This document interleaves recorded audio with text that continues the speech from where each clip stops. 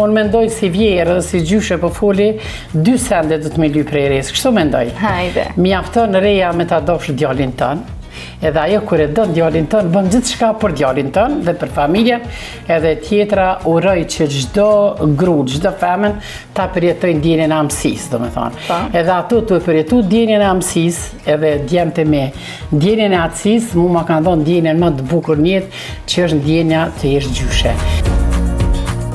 Po du me e di cila është periudha jote që ke gatu mas shumë ti. Gatuva mas shumë ti, kur unë bërtit i vjera, ta qka i ka bën kështu, tha, edhe mandi kur unë po që unë me mirësi edhe i thash s'kum gatu as njerë, unë tha shiko nonës, tha për 4 vjetë ke kry fakultetin, tha për 5 vjetë ke ko, ke më mësu prej meje.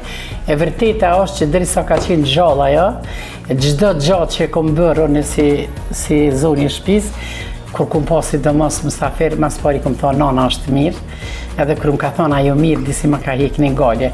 Amon ato e kum prit shumë me knatësi, nuk e kum prit si një lloj rivaliteti, pse po ma thot, a pëden, se raport i ri vjerë nuk menoj që është raport armiqësor. Raport i ri vjerë është raport ndërfamiljar.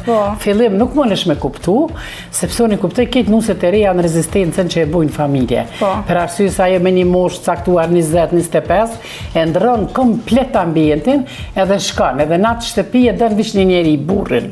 Edhe mandi vetë u kremenën që e kalon nonën, e ka gjetë një non tjetër, është një i noti, kështu që është me gjenerata.